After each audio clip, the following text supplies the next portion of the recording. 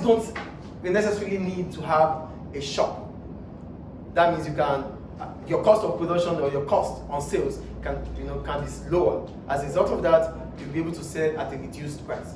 Do you get the first point, please? Yes. Retailers do not need to have or to spend so much on rent. As a result of that, their cost is reduced. Because their cost is reduced, they are likely to sell to customers at a reduced price. So it is cheaper. Do we get the first point? Do we get the first point, please? Yes. The second one, customers can shop 24/7 or 24 hours, which simply means it's via the internet, so it's always open. Anytime you wake up and you want to buy, you can buy. Clear? The third one, choices are unlimited.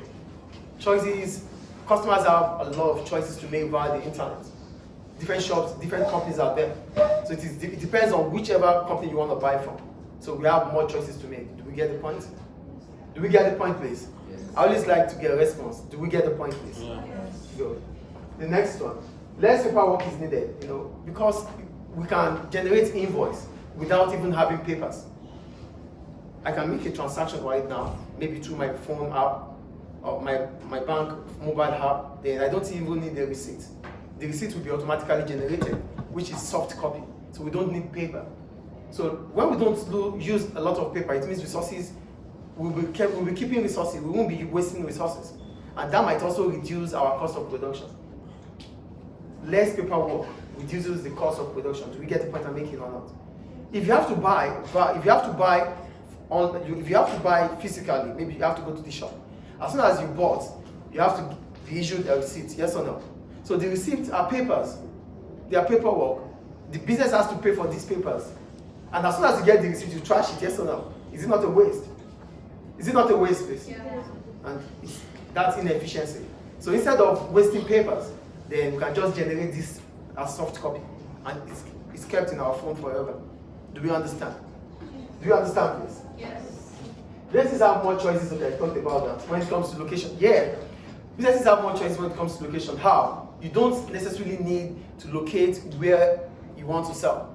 You can be here and sell to anywhere, to anyone across the world. That is the point they're making there. So you don't need to locate in a place that you're not conducive with.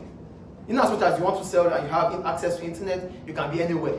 I can be here to sell to China. That is the point we're making. So we have more choices to make as businesses in terms of location.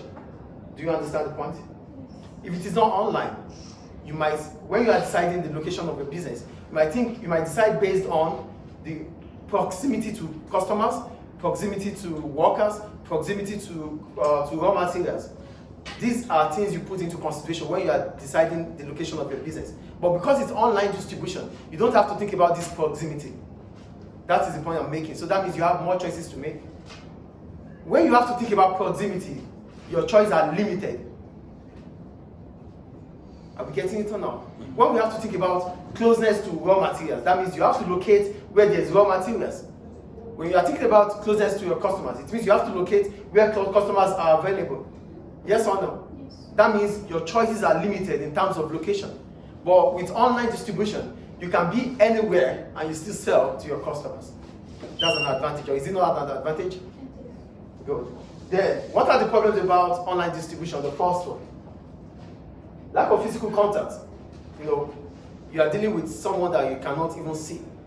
The human aspect of it might not, the human aspect is important because you can as well say your mind, get response, and understand the body language. That is the essence of human contact.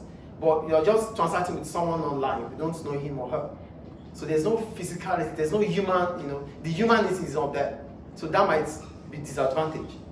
So some people don't have access to internet. So if you are selling online, so it means those customers those potential customers that might as well buy from you, but they don't have access to internet, you are losing out on them. Do you get the point here? Yes. You sell online, that is how you sell.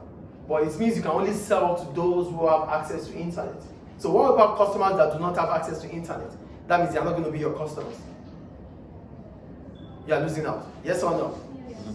And the last one, goods might not be inspected before before purchasing. You know, sometimes you just buy online. You don't see the goods until they said, what do we use? They use a slang. They said, what I ordered and what I expected and what I got. I don't know, something like that. You ordered for something that looks nice online. Then when you get it, it was just like, wow, is this what I ordered for? Yeah. So what about the people who don't have credit cards that got purchased online? No, you don't need a credit card to purchase online. You only need a bank account. And a credit card is not, a credit card is not,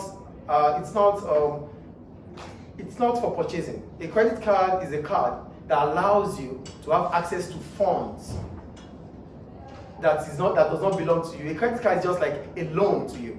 A debit card is used for purchases. Do you understand? Do you understand the difference between a credit card and a debit card now? A credit card allows you to have access to cash that are not yours for purchasing. But when you have to buy, you use a debit card.